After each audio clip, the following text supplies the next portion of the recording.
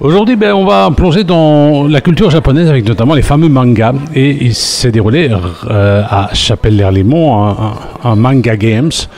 Alors je suis avec Yellowman, c'est Christophe, organisateur de ce salon. Alors pourquoi cette passion pour les mangas?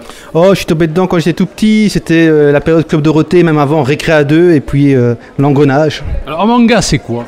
Un manga, c'est tout ce qui concerne les dessins, et donc les bandes dessinées et dessins animés japonais. Alors, il y a un engouement autour de ça, comment l'expliquer? C'est surtout que par rapport à tout ce qui est dessin animé ou bande dessinée européenne, c'est souvent beaucoup plus adulte, beaucoup plus fouillé dans les histoires et ça peut aller dans tous les sens, donc même dans l'horreur ou plus, ce qui n'y est pas vraiment dans nos BD et dessins animés européens. Nous sommes avec Yellowman, Christophe, organisateur d'un superbe salon manga qui s'est déroulé à Chapelle-l'Erlémont. Alors, c'est vrai que sur un plan esthétique, ça se présente comment un manga? Un manga, normalement, c'est un petit livre, donc format livre de poche, mais qui se lit, qui est en noir et blanc et qui se lit à l'envers, donc dans le sens de lecture japonais de droite à gauche. Les Japonais aussi, à un moment donné, ils lisent de gauche à droite et même du dessus vers le bas. Hein. Oui, c'est plutôt chinois ça alors.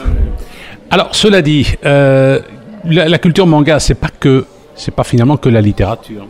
Non, c'est aussi beaucoup les animés, les dessins animés, tout ce qui va avec. Donc, l'extension même de la BD en version animée, mais aussi tout ce qui va vers les jeux vidéo, parce que les mangas se découlent souvent dans les jeux vidéo et les artistes mangaka finissent souvent à faire des personnages jeux vidéo. Nous sommes avec Christophe qui est passionné de manga. C'est lui qui organise chaque année le Manga Games qui se déroule à Chapelle-l'Erlémont. Alors, ce qui est assez marrant, c'est qu'il y a aussi, à côté de ça, souvent quand il y a un salon de manga, les cosplays qu'on appelle ça. Les cosplayers. C'est quoi exactement ça? Ce sont les gens qui viennent déguisés en leur personnage favori de manga ou de jeux vidéo. C'est pas les personnages qui manquent quand même dans la culture manga. Surtout que c'est tellement étendu.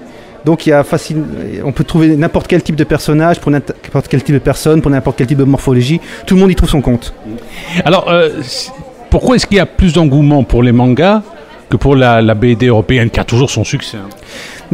Comme je disais, c'est pas tout à fait les mêmes univers. La BD européenne a ça comme limitation qu'elle est beaucoup plus, je veux dire, bien pensante, que le monde du manga peut aller beaucoup plus loin et surtout plus loin dans les caractères, dans les histoires, dans les personnalités.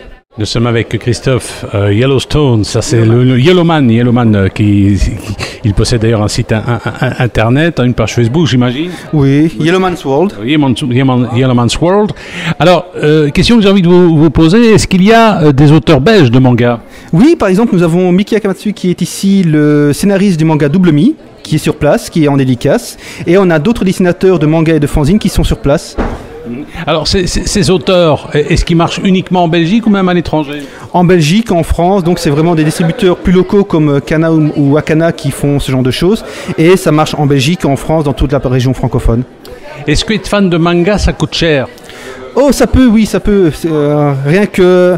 Quand on compte, c'est comme quelqu'un qui est fan de littérature ou de DVD va en avoir beaucoup.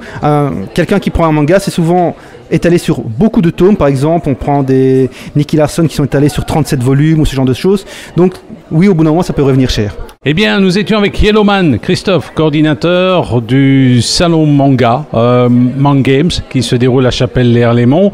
C'est un événement qui marche bien. Est-ce que vous participez régulièrement à d'autres conventions? J'imagine que des conventions manga de ce genre-là, il y en a un peu partout.